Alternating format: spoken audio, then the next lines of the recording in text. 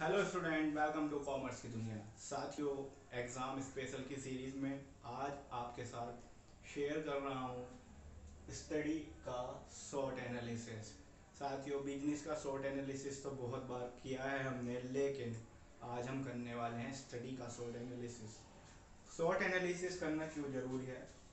Short analysis आपको बताएगा आपकी स्ट्रेंथ, आपकी पढ़ाई की स्ट्रेंथ बताएगा, वीकनेस बताएगा, अपॉर्चुनिटीज बताएगा और थ्रेट्स कम करेगा।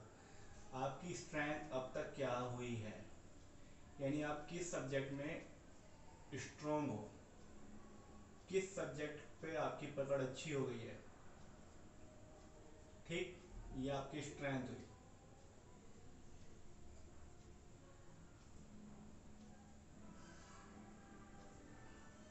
वीकनेस यानी कि कौन सा सब्जेक्ट आपका वीक है, अभी जिस पर हमें वर्क करना है, किस सब्जेक्ट में हम वीक हैं या जिसकी प्रिपरेशन अच्छी नहीं हुई है अभी।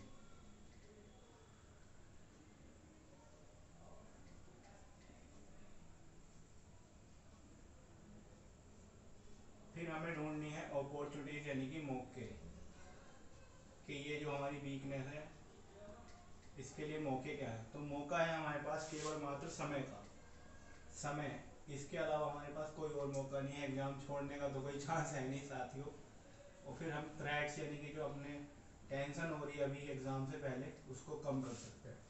तो ये स्टडी का क्या है आपके साथ, स्टडी का शॉर्ट एनालिसिस आज हम कर रहे हैं। स्टडी का शॉर्ट एनालिसिस आप पहली बार देख रहे होंगे कि भाई हम अपनी स्ट्रेंथ जान लें कि कौन सा सब्जेक्ट हमारा अच्छा है, किस पर अच्छी पकड़ है, किसकी अच्छी तैयारी हमने कर ली है।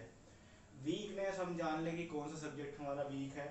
अपॉर्चुनिटीज का मतलब है यानी कि आपके पास समय कितना है, ठीक। और थ्रेट्स यानी कि आप तनाव, ओवरऑल ये सब करेंगे तो आपके तनाव जो है वो कम हो ही जाएगा। अब सबसे बड़ी बात क्या है, स्ट्रेंथ को आप कैसे पहचानेंगे। स्ट्रेंथ आप अपने अंदर से जानते हैं, अपने आप को पता होगा कि यार मेरा ये सब्जेक्ट बहुत अच्छा है। जैसे कि अगर हम बात करें बी कॉम सेकेंड ईयर, चाहे वो ऑनर्स वाले हों या फिर आप जनरल बी कॉम वाले हों और बी कॉम फाइनल ईयर वाले, तो मैं दोनों के लिए स्ट्रेटजी लाया हूँ, चाहे वो ऑनर्स वाले हों या फिर जनरल बी कॉम वाले हों। ठीक है, दोनों के लिए एक जैसी स्ट्रेटजी रहेगी, ज़्यादा कुछ खास अंतर नहीं है।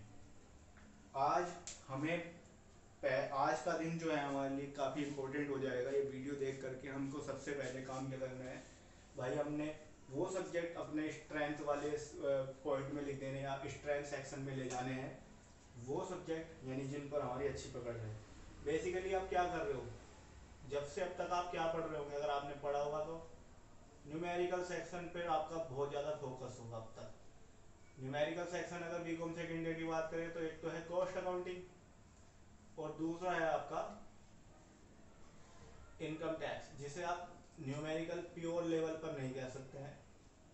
ये थियोरटिकल भी है और न्यूमेरिकल भी है, लेकिन आप कॉस्ट अकाउंटिंग को प्योर न्यूमेरिकल में देख सकते हैं। लेकिन अगर आप बीकॉम फाइनल ईयर की बात करें तो यहाँ पर आपको कॉर्पोरेट अकाउंटिंग मिलता है, जो आप 11th-12th में भी आपने पढ़ा होगा, अगर अच्छे से पढ़ा होगा, शेयर डिवेंचर तो आपने पढ़ा ही होगा। इसके अलावा मैनेजमेंट अकाउंटिंग हो गया, और एक सब्जेक्ट और है न्यूमेरिकल आपका फाइनेंशियल मैनेजमेंट।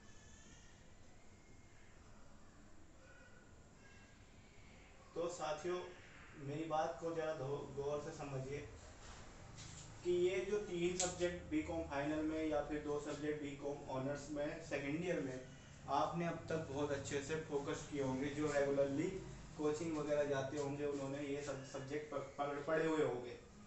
मैं इनसे हट करके अब आपसे बात करना चाहूँगा कि इनके अलावा भी आपके पास जो है न्यूमेरिकल के अलावा भी थ्योरेटिकल सब्जेक्ट भी हैं।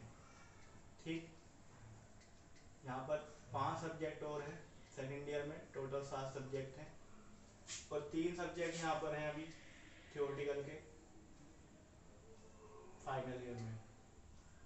ठीक, मैं नाम नहीं लिख रहा, टाइम वेस्ट होगा, लेकिन अब आपको क्या बता रहा हूँ, मैं स्ट्रेटजी बता रहा हूँ कि ये जो सेक्शन जिस पर आपने पूरे साल अब तक काम किया है, इसको अब थोड़ा सा स्लो कीजिए, इस पर थोड़ा सा फोकस कम कीजिए।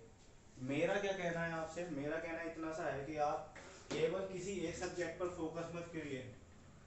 Don't focus on only one subject. आपको केवल एक सब्जेक्ट पर फोकस नहीं करना है। इस लाइन को चाहे आप दिमाग में डाल लीजिए या फिर कहीं भी नोट कर लीजिए।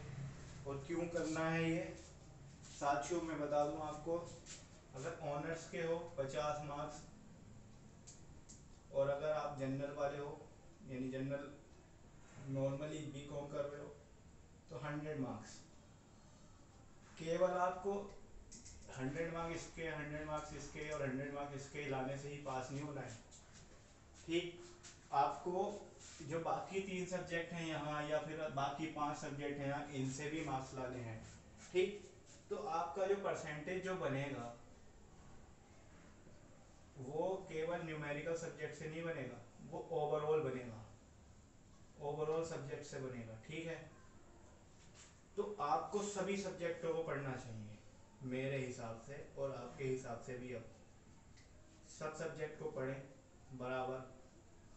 ठीक, बराबर कह लो या फिर ये कह लो कि ये जो न्यूमेरिकल सब्जेक्ट हैं इनको थोड़ा कम करना शुरू करो पढ़ाई में, लेकिन जो थ्योरेटिकल सब्जेक्ट है इन पर फोकस अब थोड़ा बढ़ा दिया जाए।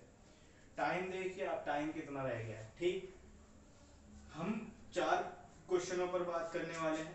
क्या पढ़ें, कितना पढ़ें, कब पढ़ें, कैसे पढ़ें। 4 बहुत इंटरेस्टिंग से क्वेश्चन हैं।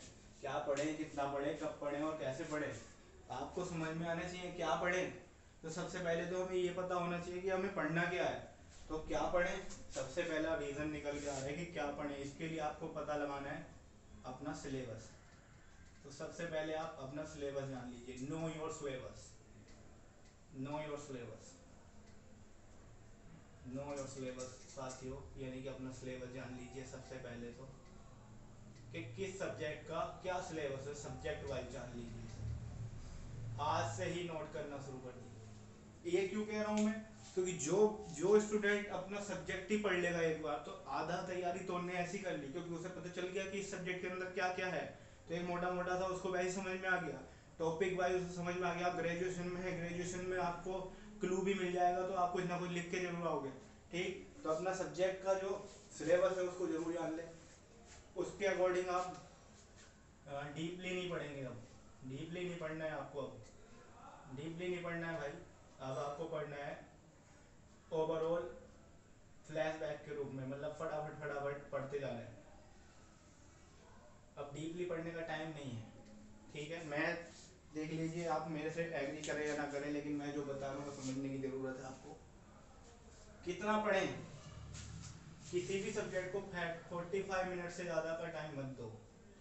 45 मिनट से ज़्यादा नहीं पढ़ सकता कोई भी लगातार, मैक्सिमम 45 मिनट, और उसके बाद एक ब्रेक,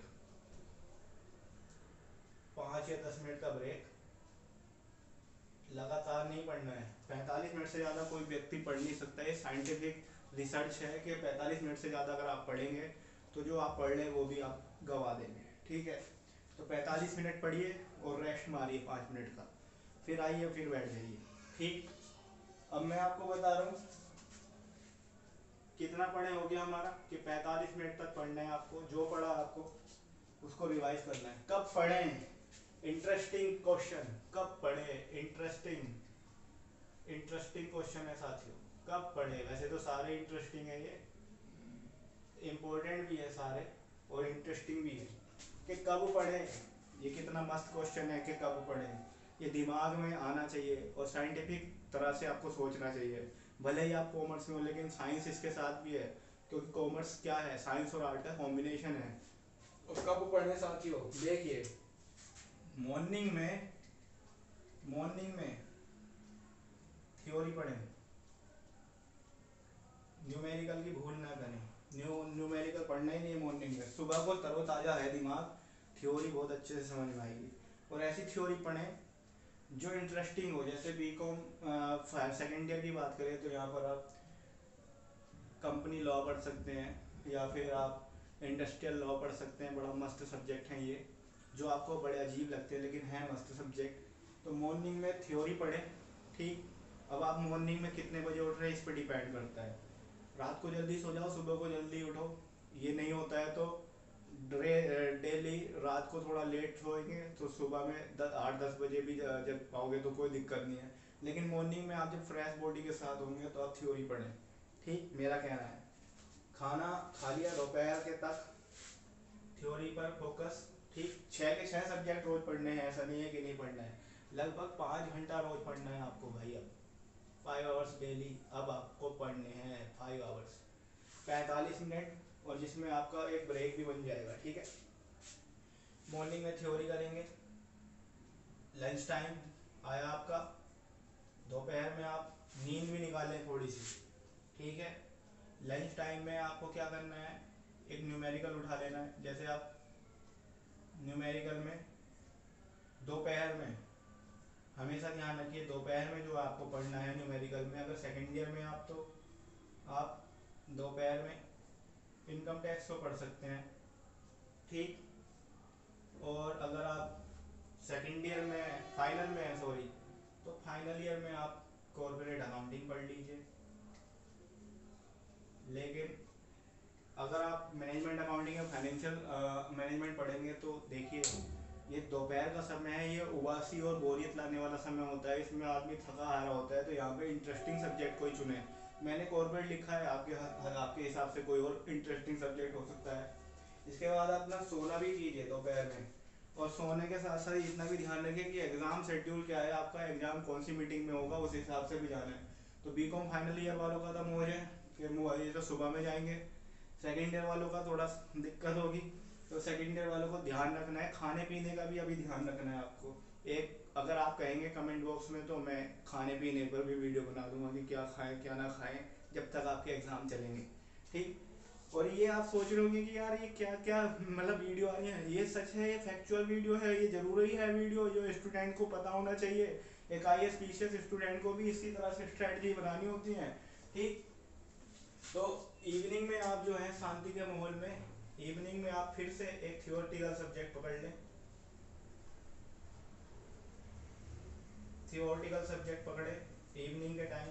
और रात में भाई आप जो हैं नाइट के टाइम आप जो है फिर से एक न्यूमेरिकल सब्जेक्ट पकड़ें, ठीक। और ये न्यूमेरिकल में आपको बुक से क्वेश्चन नहीं करने हैं, आपको जो आपके नोट्स है उससे क्वेश्चन करने हैं, जो इंपॉर्टेंट क्वेश्चन होते हैं वो हल करने हैं अभी, ठीक। न्यूमेरिकल करते समय आपको मैं एक अच्छी सी एडवाइस दे सकता हूँ कि आपका मनोरंजन भी हो जाए साथ में। तो आप न्यूमेरिकल के साथ में म्यूजिक सुन सकते हैं, वो भी ईयरफोन लगा के, किसी और को परेशान ना करें, ठीक। और मैं ऐसा कह रहा हूँ तो इसका मतलब ये नहीं कि आप ऐसे ही करें। और अगर आपके पेरेंट्स बोलने लगे भाई ये क्या कर रहे हो आप, तो आप कह दो कि यार एक यूट्यूब चैनल पे एक यूट्यूबर ने बताया कि न्यूमेरिकल करने के लिए आप म्यूजिक सुनिए। तो ये कोई मैंडेटरी नहीं है, आप मनोरंजन का साधन एकमात्र जो है जिससे आप कंसंट्रेशन कर सके। बड़ा मज़ा आता है, मैं तो ऐसे ही पढ़ता था कि न्यूमेरिकल सेक्शन जब मैं करता था तो वही म्यूजिक सुन रहा है और उसके साथ साथ क्वेश्चन को करते जा रहे हैं, ठीक। उससे मज़ा आता है, ठीक है। और प्रॉपर वे में अपनी पढ़ाई करें।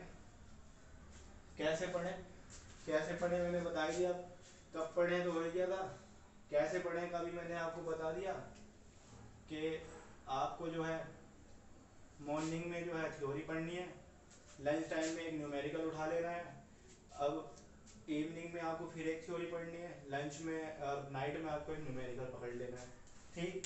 और हर दूसरे दिन जो है आप ये सब्जेक्ट चेंज करते रहो। और जो पिछला वाला आपने पढ़ा है 5-10 मिनट उसको रिवाइज करो, जो आपने पढ़ा है उसको रिवाइज जरूर करें।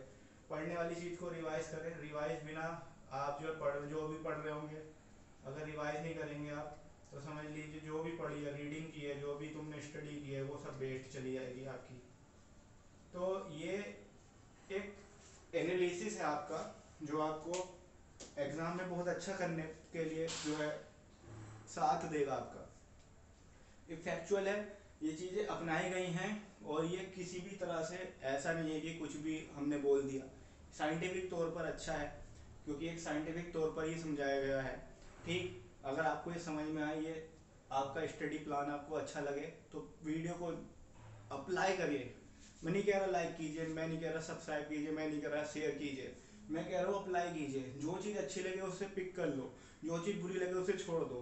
ठीक, अगर अच्छा लगे तो फीडबैक में ज़रूर कमेंट करें, बुरा लगे तो भी फीडबैक में कमेंट करें। साथ ही साथ जिन फ्रेंड्स का आप भला सोचते हैं, जिन फ्रेंड्स के बारे में अच्छा सोचते हैं, शेयर भी करें। चैनल सब्सक्राइब नहीं किया तो सब्सक्राइब भी करें यार, मैं भी आपकी तरह से एक न्यू कमर हूँ, मैं भी आपकी तरह से एक लर्नर हूँ, मैं भी आपकी तरह से ही अपना एग्ज़ाम दे रहा हूँ। ये एग्ज़ाम हमारा भी है कि हम कितना अच्छा अपने स्टूडेंट्स को जो है कनेक्ट कर पा रहे हैं, कितना अच्छी तरह से उनको फील कर पा रहे हैं, और कितनी अच्छी तरह से इस एग्ज़ाम के समय में हम आपके लिए काम आ पा रहे हैं।